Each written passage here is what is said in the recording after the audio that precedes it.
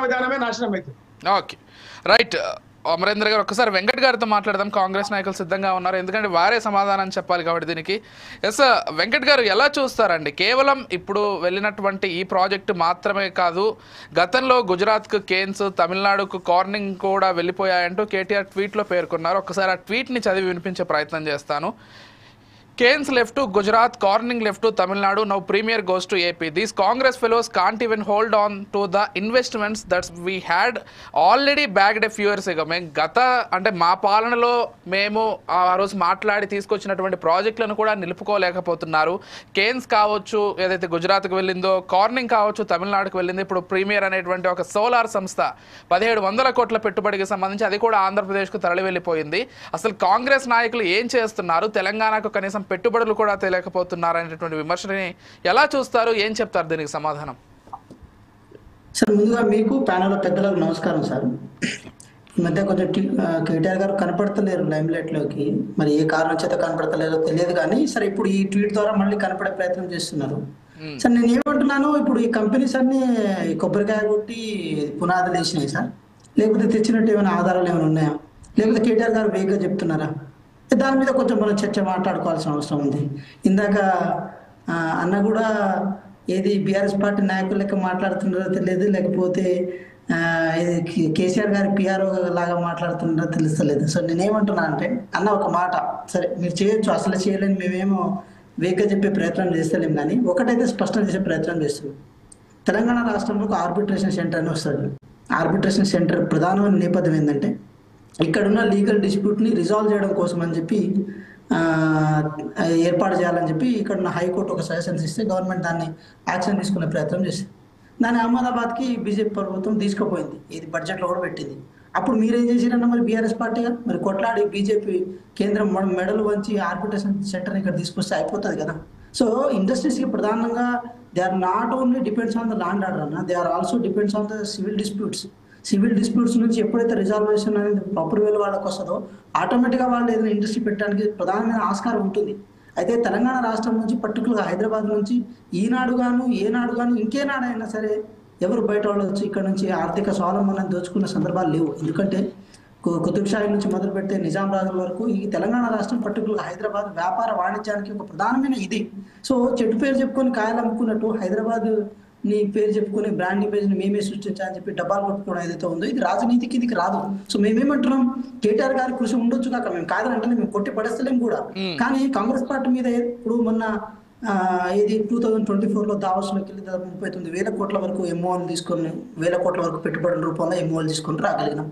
మొన్న 1,75,000 కోట్ల వరకు ఎంఓలు తీసుకొని రాగలిగినాం. మెమరాండమ్ ఆఫ్ అండర్స్టాండింగ్ తీసుకొచ్చిన తర్వాత ఇండస్ట్రీస్ ఎస్టాబ్లిష్ చేయడం విషయంలో వాళ్ళకున్న ప్రోస్ అండ్ కాన్స్ అన్ని చూసుకుంటారు, రిసోర్స్ మేనేజ్మెంట్ చూసుకుంటారు, దాంతోపాటు లాజిస్టిక్స్ అంశాలు చూసుకుంటారు, దాంతోపాటు ఇన్ఫ్రాస్ట్రక్చర్ డెవలప్మెంట్ సంబంధించిన రోడ్లు కానీ పోర్ట్లు కానీ అవన్నీ చూసుకుంటారు. ఇవన్నీ చూసుకున్న క్రమంలో వాళ్ళకున్న కొన్ని పారామీటర్స్ తీసుకుంటారు. దాన్ని ప్రభుత్వాల మీద దుమ్మెత్తిపోయాల్సిన అవసరం ఉండదు కదా. మేము ఇంకో మాట కూడా చెప్తాం, ఇప్పుడు కేటీఆర్ గారే ఇక్కడ సముద్రంలో దొరికే ఏది సీవీడ్కి సంబంధించిందో, లేకపోతే చేపలకు సంబంధించిందో, లేకపోతే ఇంకోటి సంబంధించిన అంశాలు హైదరాబాద్లో పెట్టుబడిగా పెడతారని చెప్పి దావోస్లో ఎవరో వాళ్ళు ఏది ఒక ఎంఓ చేసుకొచ్చారనుకోండి, పెట్టుబడి పెట్టడానికి ఆస్కారం ఉంటుందా? ఇప్పుడు ఈ ఇండస్ట్రీ పోయి తమిళనాడుకో లేకపోతే ఆంధ్రప్రదేశ్కో పోయిందనుకో మాట వరుసకి, దీని మీద కేటీఆర్ గారు రాజకీయం చేయడం అంటే అంత అంత ఇది ఉంటుందా? తెలివితక్కువతనం ఏదైనా ఉంటుందా? సో నేను ఏం చెప్పే ప్రయత్నం చేస్తున్నాను అంటే, సార్ మీరు ఇక్కడ అది ఎస్టాబ్లిష్ అయ్యి కాంగ్రెస్ పార్టీ ప్రభుత్వం ద్వారానో, లేకపోతే కాంగ్రెస్ పార్టీ ద్వారానో, లేకపోతే అక్కడ లోకల్ ఏమైనా ఎమ్మెల్యే ద్వారా ఎవరితో కనుక ఇబ్బంది జరిగి ఉంటే ఎస్ యూ కెన్ క్వశ్చన్ అస్, మిమ్మల్ని క్వశ్చన్ చేయండి, మేము తప్పడతలేము. ఇక్కడ విషయం ఏంటంటే, చిన్నదాన్ని దాన్ని రాజకీయంగా ఎందుకు ఆలోచించాలి? వాళ్ళ సైడ్ నుంచి ఎందుకు ఆలోచించదు? వాళ్ళు ఏ కారణం చేత పోయారు వాళ్ళు కూడా అడిగితే అయిపోయింది కదా. వాళ్ళు చెప్పిన రీజన్ కాంగ్రెస్ పార్టీ వల్లనో ప్రభుత్వం వల్లనో జరిగి అయి ఉంటే మీరు మమ్మల్ని క్వశ్చన్ చేయండి, తిట్టండి, ఏదైనా తిట్టించుకుంటాము.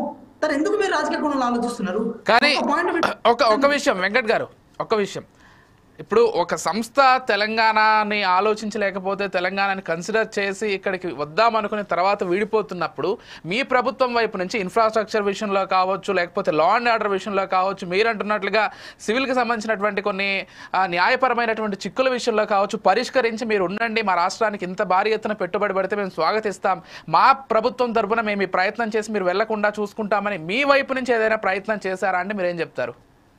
సార్ నేను ఒక మాట చెప్తా చూడండి. మొన్న ఇప్పుడు అన్నగారు చెప్పిన లెక్క ప్రకారమే కోవిడ్ వచ్చినప్పుడు వ్యాక్సిన్ అందించడంలో ఆ ఇండస్ట్రీస్ పెట్టారు కదా, అవి కూడా ఇదేదో బీఆర్ఎస్ పార్టీ కల్పించినవి కాదు, బీఆర్ఎస్ ప్రభుత్వం కల్పించింది కాదు. అది ఎప్పుడో దాని గురించి స్వయంగా బీఆర్ఎస్ నాయకులే, అది టీడీపీ హయాంలో వచ్చింది, చంద్రబాబు గారు స్థాపించిందంటూ స్వయంగా బీఆర్ఎస్ నాయకులే చెప్పారు.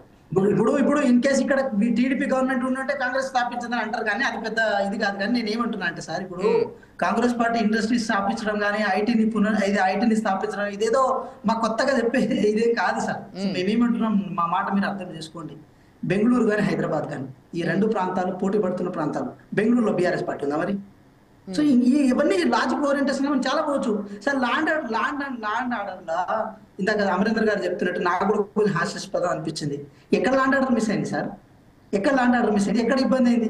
మనం ఇప్పుడు సైంటిఫికల్ గా చర్చని సైంటిఫికల్ గా మాట్లాడుకుంటే బాగుంటుంది. ఇప్పుడు మీరు ల్యాండ్ ఆర్డర్ ఇష్యూ అని చెప్పి ఉన్న ఇండస్ట్రీని కూడా పుల్లబెట్టే ప్రయత్నం మీరు చేస్తారని మనం ఎందుకు అనుకోవద్దు? ఇక్కడ ల్యాండ్ ఆర్డర్ మిస్ చెప్పన్నా, పోలీస్ కుటుంబాలను అరెస్ట్ చేసి పోలీసులను ఇబ్బంది పెట్టినటువంటి ప్రభుత్వం నా జీవితంలో డిఫరెంట్ ఇష్యూ. సరే ఇతర అంశాల జోలికి వెళ్ళొద్దు. ఒక్కసారి పోలీస్ కుటుంబాలని